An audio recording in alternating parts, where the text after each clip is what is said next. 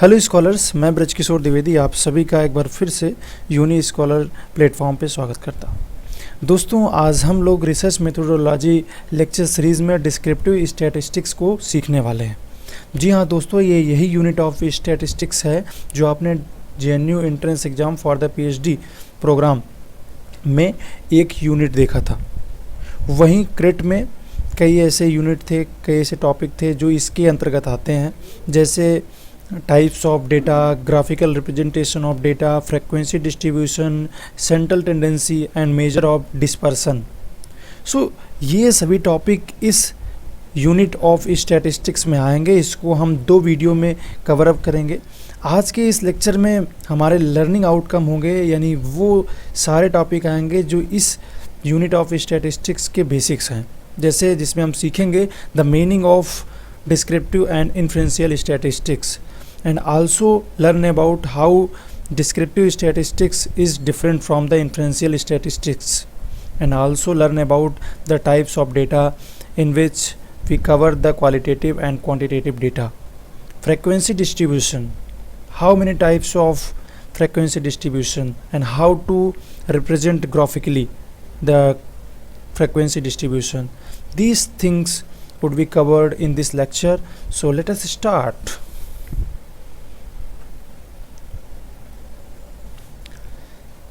तो देखिए स्कॉलर, जब हम बात करते हैं स्टैटिस्टिक्स की तो इसको हम 2 भागों में कैटेगराइज कर सकते हैं। एक है डिस्क्रिप्टिव स्टैटिस्टिक्स, दूसरा है इन्फ्रेंशियल स्टैटिस्टिक्स।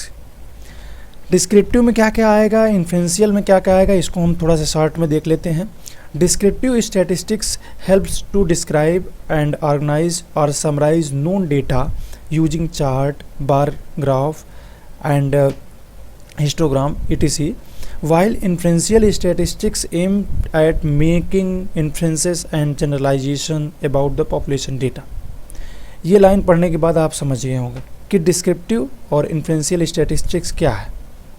एक्चुअल में डिस्क्रिप्टिव जैसा नाम ही डिनोट कर रहा है कि किसी भी नोन डेटा का हम जब चार्ट या फिर और जो ग्राफ्स होते हैं उसके बेसिस पे जब उसको समराइज करके एक का वैल्यू फाइंड आउट करते हैं तो उसको हम क्या बोलते हैं, डिस्क्रिप्टिव स्टैटिस्टिक्स। तो उसको हम किसके अंतर्गत लाते हैं, डिस्क्रिप्टिव स्टैटिस्टिक्स। और वहीं इन्फ्रेंशियल स्टैटिस्टिक्स जैसा नाम ही डिनोट कर रहा है, इन्फ्रेंस मतलब निष्कर्ष। तो ये क्या करता है, मेकिंग इन्फ्रेंसेस, किसके बेसिस पे, जो पॉपुलेशन डेटा मिला होता है through sampling and other survey data के जरिए, उसके ज़रिए जब हम किसी इन्फ्रेंस को फॉर्म करते हैं तो उस तरह के जो जितने भी मेजर आएंगे वो किस में आएंगे, इन्फ्रेंशियल स्टैटिस्टिक्स में। तो थोड़ा सा देख लेते हैं कि कौन कौन से मेजर, कौन कौन से unit of statistics included in the descriptive and how many test and how many measures included in the inferential statistics. बात करें डिस्क्रिप्टिव स्टैटिस्टिक्स की तो इसमें 2 कैटेगरी खासतौर से स्टैटिस्टिक्स की आती हैं, वो है measure of central tendency and second one is major of dispersion. Central tendency में आप सभी जानते हैं मीन, मीडियन, मॉड आता है। वहीं मेजर ऑफ डिस्पर्सन में range, standard deviation, variance and absolute deviation भी आता है। तो ये सभी क्या है, डिस्क्रिप्टिव स्टैटिस्टिक्स में आएंगे। क्यों आएंगे, क्योंकि अगर आप चाहे सेंट्रल टेंडेंसी के मेजर उठा लीजिए चाहे डिस्पर्सल के, ये क्या करते हैं, जो आपके पास डेटा है उसको समराइज करके एक वैल्यू आपको फाइंड आउट करते हैं। ठीक है, वहीं पर हम देखें इन्फ्रेंशियल स्टैटिस्टिक्स में तो 2 कैटेगरी में इसको बांट सकते हैं। एक है हाइपोथेसिस टेस्टिंग के जितने भी मेजर हैं वो इसमें आएंगे। रिग्रेशन एनालिसिस भी इसी में आता है। क्यों आता है, थोड़ा समझ लेते हैं। देखिए, जो टेस्टिंग होती है, जो हम डिफरेंट प्रकार के टेस्ट यूज करते हैं, उसके बेसिस पे हम ये कंक्लूड कर पाते हैं कि what are the inferences of this finding. मतलब आपकी हाइपोथेसिस टेस्टिंग में आपने टेस्ट को यूज किया तो वो एक्सेप्ट हुई या तो रिजेक्ट हुई। जब एक्सेप्ट हुई तो ये भी एक इन्फ्रेंस, एक निष्कर्ष हमको निकला कि there is a relation between these 2 variable. Reject हुई तो हमने एक इन्फ्रेंस क्या निकला, there is no relation between the variable. तो ये हमारा जो हाइपोथेसिस टेस्टिंग के डिफरेंट मेजर हैं, इसके ज़रिए हमको इन्फ्रेंस पता चलता है। वहीं जो रिग्रेशन एनालिसिस है वो क्यों इसमें आता है? वो इसलिए आता है क्योंकि रिग्रेशन एनालिसिस में हम प्रेडिक्शन करते हैं। इसमें क्या होता है, एक डिपेंडेंट वेरिएबल होता है, एक इंडिपेंडेंट वेरिएबल होता है। तो अगर हम इंडिपेंडेंट वेरिएबल में मैनिपुलेशन करते हैं तो उसका इम्पैक्ट डिपेंडेंट वेरिएबल पे देखने को मिलता है। यानी एक वेरिएबल में जब हम हेर फेर करते हैं तो दूसरे पर उसका प्रभाव दिखता है, जिसके बेसिस पे हम प्रेडिक्शन कर पाते हैं। तो इसलिए ये लीनियर रिग्रेशन या मल्टीवेरिएट रिग्रेशन किस में आता है? इन्फ्रेंशियल स्टैटिस्टिक्स में आता है, क्योंकि इसमें हम इन्फ्रेंस निकालते हैं। ठीक है, तो आई होप आप सभी समझ गए होंगे कि what is the difference between the descriptive statistics and inferential statistics. तो आइए थोड़ा सा शार्ट में देख लेते हैं और क्लियर रूप में कि डिस्क्रिप्टिव स्टैटिस्टिक्स में क्या होता है। Describe situation and event. इसमें आप किसी भी सिचुएशन या इवेंट को आप समराइज करके डिस्क्राइब करते हैं। और क्या होता है, समरी किस रूप में होती है? नंबर और परसेंटेज के रूप में। कौन से मेजर इसमें यूज होते हैं? प्रायः सेंट्रल टेंडेंसी के और मेजर ऑफ डिस्पर्सन के। और किस रूप में इसको दिखाते हैं? हम चार्ट और ग्राफ के मॉडल से जो भी डेटा होता है उसको ऑर्गेनाइज करके समराइज करके हम उसको रिप्रेजेंट करते हैं। वहीं इन्फ्रेंशियल स्टैटिस्टिक्स में क्या करते हैं? इसमें हम कंक्लूजन को फॉर्म करते हैं on the basis of the generalisation और to test the hypothesis and form the conclusion. ठीक, इसी वजह से इसमें जितने भी स्टैटिस्टिकल टेस्ट आते हैं वो सभी इसमें इंक्लूड होते हैं, चाहे वो कंपैरिजन के लिए यूज होते हों, चाहे एसोसिएशन के रिलेशन को दिखाते हैं, चाहे प्रेडिक्शन के रिलेशन को दिखाते हों, वो सभी किस में आएंगे? इन्फ्रेंशियल स्टैटिस्टिक्स में। अगर हम बात करें इन्फ्रेंशियल स्टैटिस्टिक्स की, तो इसमें जैसा कि हमने कहा कि इसमें हम क्या करते हैं? इन्फ्रेंस को फॉर्म करते हैं। तो अगर हमको दो वेरिएबल के बीच में रिलेशनशिप को दिखाना है तो कौन सा हम मेजर यूज करते हैं? जो कोरिलेशन स्टैटिस्टिक्स होती है उसका हम यहाँ पर प्रयोग करते हैं, जिसके बेसिस पे हम इन्फ्रेंस निकालते हैं कि दो वेरिएबल के बीच में कोई कोरिलेशन है या नहीं है। अगर हमको दो वेरिएबल या उससे कहीं अधिक वेरिएबल के बीच में हमको प्रेडिक्शन करना है, फोरकास्टिंग करनी है, तो हम कौन सा मेजर यूज करते हैं? रिग्रेशन एनालिसिस करते हैं। हमने अभी जस्ट डिस्कस किया कि इसका क्या मैकेनिज्म होता है। वहीं अगर हमको कंपेयर करना है कि डिफरेंस बिटवीन दीज वेरिएबल, या फिर हमको दो वेरिएबल के बीच ये एग्जामिन करना है कि किस तरह से वो एक दूसरे में डिफरेंट हैं, तो हम कौन सा टेस्ट यूज करते हैं? टी टेस्ट यूज करते हैं, एनोवा यूज करते हैं। तो ये सब किस में आएंगे? ये सब इन्फ्रेंशियल स्टैटिस्टिक्स में आएंगे। इन सब को हम इन डिटेल में कवर अप करेंगे आने वाले अपकमिंग वीडियोज़ में। तो आई होप आप सभी को ये चीज़ें समझ में आ रही होंगी और आप एबल होंगे इन सभी चीज़ों को एक दूसरे से कनेक्ट कर पाने में, और तभी आपका कंसेप्ट क्लियर होगा। अगर हम बात करें फ्रीक्वेंसी डिस्ट्रीब्यूशन की, यहाँ पर हम इसको क्यों इंक्लूड कर रहे हैं ये भी बता दें, क्योंकि क्रेट के जो पीएचडी प्रोग्राम के लिए सिलेबस है उसमें एक पॉइंट है फ्रीक्वेंसी डिस्ट्रीब्यूशन। उसको हम यहाँ पर डिटेल में डिस्कस करने वाले हैं, और बाद में इसी का कंटिन्यूअस पार्ट आप अगले वीडियो में देखेंगे। अगर हम बात करें फ्रीक्वेंसी डिस्ट्रीब्यूशन की, तो क्या कहता है? जो कोई भी डेटा है किसी भी वेरिएबल का, जो पॉसिबल वैल्यू है उसकी ऑब्जर्वेशन की आने की, वो उसको दिखाता है। अब किस तरीके से दिखाया जा सकता है? या तो वो फ्रीक्वेंसी टेबल बना के दिखाया जाएगा, या तो वो ग्राफ बना के डिपिक्ट किया जाएगा, दिखाया जाएगा। तो यहाँ पर हम थोड़ा सा डिटेल में बात करेंगे फ्रीक्वेंसी टेबल की, जिसके माध्यम से हम फ्रीक्वेंसी डिस्ट्रीब्यूशन को शो करते हैं। ग्राफ के बेसिस पे भी करते हैं, इसको हम अगले वीडियो में डिस्कस करेंगे। आइए थोड़ा सा शार्ट में देखते हैं फ्रीक्वेंसी टेबल से फ्रीक्वेंसी डिस्ट्रीब्यूशन कैसे कैसे हम शो करते हैं।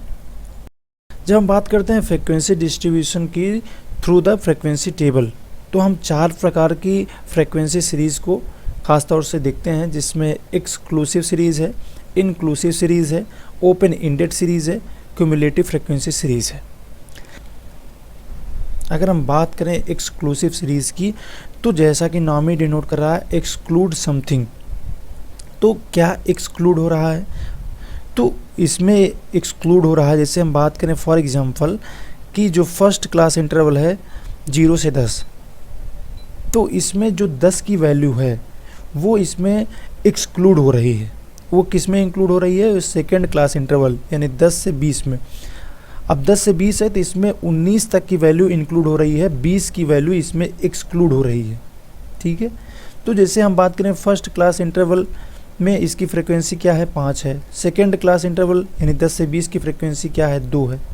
ठीक है, अगर कोई भी वैल्यू है, जैसे मान लीजिए कि एज में किसी की एज है 20, तो किस में कंसीडर की जाएगी? थर्ड क्लास इंटरवल में, ना कि सेकेंड क्लास इंटरवल में।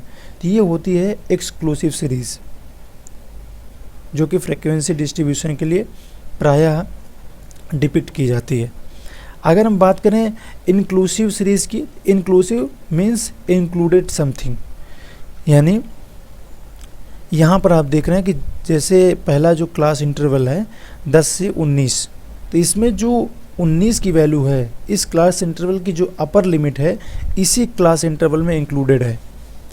तो इसकी फ्रीक्वेंसी क्या है? 2 है। 20 से 29 की फ्रीक्वेंसी क्या है? 8 है। तो यानी अगर किसी का मार्क्स जैसे इसमें दिया गया है नंबर है 29, तो ये सेकंड क्लास इंटरवल में ही आएगा। ठीक है, क्योंकि आप अगले क्लास इंटरवल में देख रहे हैं वो 30 से स्टार्ट हो रहा है। ठीक है, वहीं अगर हम बात कर लें एक्सक्लूसिव में, तो इसकी फर्स्ट क्लास इंटरवल की जो अपर लिमिट है यही सेकंड क्लास इंटरवल की लोअर लिमिट है। लेकिन इसमें क्या है, आपने देखा इसकी जो अपर लिमिट है वो सेकंड क्लास इंटरवल की लोअर लिमिट नहीं है, बल्कि उससे डिफर है। तो वहीं बात करें ओपन इंडेड की, तो जैसा कि ये भी डिनोट कर रहा है ओपन इंडेड सीरीज़, यानी इसका जो फर्स्ट क्लास इंटरवल है वो ओपन इंडेड है, मतलब इसकी लोअर लिमिट नहीं पता है, अपर लिमिट पता होती है।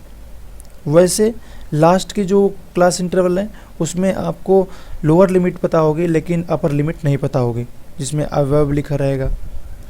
और अगर हम बात करें फर्स्ट क्लास इंटरवल की, जिसमें बिलो लिखा रहता है, उसके सामने उसके करिस्पॉन्डिंग फ्रीक्वेंसी जो होती है वो मेंशन होती है। ठीक है, तो ये रहा हमारा inclusive and open ended series. अब बात करते हैं क्यूमुलेटिव फ्रीक्वेंसी की।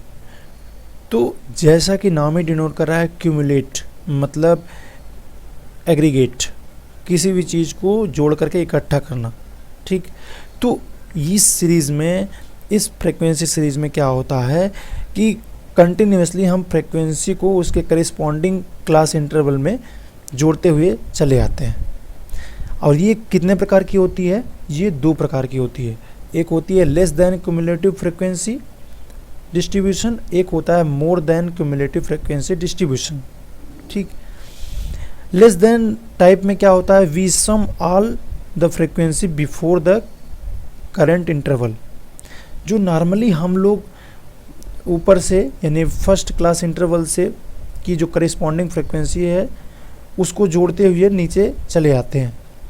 ये नॉर्मली कौन सी होती है? लेस देन टाइप की जो क्यूमुलेटिव फ्रीक्वेंसी होती है वो होती है इस तरह की, जिसमें आप पहले क्लास इंटरवल की जो क्यूमुलेटिव फ्रीक्वेंसी है उसको सेकंड क्लास इंटरवल की फ्रीक्वेंसी से जोड़ देते हैं तो 3 आ गया। फिर ऐसे ही करिस्पॉन्डिंग क्लास इंटरवल के साथ में आप फ्रीक्वेंसी को जोड़ते हुए चले आते हैं, तो लास्ट में जो आपकी लास्ट क्लास इंटरवल की जो क्यूमुलेटिव फ्रीक्वेंसी होती है वो टोटल फ्रीक्वेंसी का सम होता है, योग होता है। ठीक है, वहीं अगर हम बात करें मोर देन टाइप की जो फ्रीक्वेंसी होती है उसमें क्या होता है? We sum all frequency after the current interval, यानी इसमें आप क्या करते हैं, इसमें आप उल्टा जो एडिशन का मैकेनिज्म है उसको फॉलो करते हैं। जैसे उसमें हम देखें तो अपवर्ड टू डाउनवर्ड आ रहे थे जोड़ते हुए, इसमें क्या करते हैं आप? डाउनवर्ड टू अपवर्ड जाते हैं। 0 से 9 को जोड़ा, इसकी करिस्पॉन्डिंग क्यूमुलेटिव फ्रीक्वेंसी क्या हुई? 9 हुई। इसी तरह से इसकी क्या हुई? 9 में 8 को जोड़ दिया, 17 हो गया। और इसी तरह से करिस्पॉन्डिंग क्लास इंटरवल के सामने उसकी क्यूमुलेटिव फ्रीक्वेंसी हम निकाल लेते हैं। ये इम्पॉर्टेंट क्यों हो जाती है? क्योंकि अगर हम किसी भी डेटा को इस तरह से अरेंज करते हैं फ्रीक्वेंसी टेबल पे कि लेस देन भी क्यूमुलेटिव फ्रीक्वेंसी उसकी बना लिया और मोर देन भी बना लिया। तो क्यूमुलेटिव फ्रिक्वेंसी को अगर हम ग्राफ पे प्रदर्शित करेंगे तो वो क्या होता है, ओजाइव, OGIVE। हम लेस देन क्यूमुलेटिव फ्रिक्वेंसी का ओजाइव और मोर देन क्यूमुलेटिव फ्रिक्वेंसी का ओजाइव एक XY एक्सिस पर प्लॉट करेंगे तो उसका जो इंटरसेक्शन पॉइंट होता है वो हमेशा उस डेटा का मीडियन होता है। This is very important fact, क्योंकि किसी भी डेटा का अगर आपको मोर देन ओजाइव भी पता है, लेस देन ओजाइव पता है, दोनों का जो इंटरसेक्शन पॉइंट है आपका वही मीडियन होता है। और कुछ उस डेटा का मीडियन निकालने के लिए कुछ नहीं करना है आपको, केवल इंटरसेक्शन पॉइंट खोजना है। और इस तरह के क्वेश्चन PhD एंट्रेंस एग्जामिनेशन में UGC नेट में पूछे गए हैं। सो ऑलवेज रिमेंबर कि उस डेटा सेट का वो मीडियम होता है जो इंटरसेक्शन पॉइंट होता है less then and more than ogive का। तो आज का रहा हमारा ये लेक्चर जिसमें हमने सीखा कि what is the difference between descriptive statistics and inferential statistics. Then हमने ये भी जाना कि types of data and in the last also learn about the frequency distribution, जिसमें हमने क्या देखा, 4 प्रकार की जो फ्रीक्वेंसी सीरीज होती हैं उनको जाना। साथ ही ये भी जाना कि किस तरह से जो मोर देन और लेस देन का ओजाइव का इंटरसेक्शन पॉइंट होता है वो कौन सा सेंट्रल टेंडेंसी का मेजर होता है। जी हाँ, बिल्कुल मीडियन ही होता है, न कि मीन या मॉड। तो ये रहा आज का lecture. So thank you so much.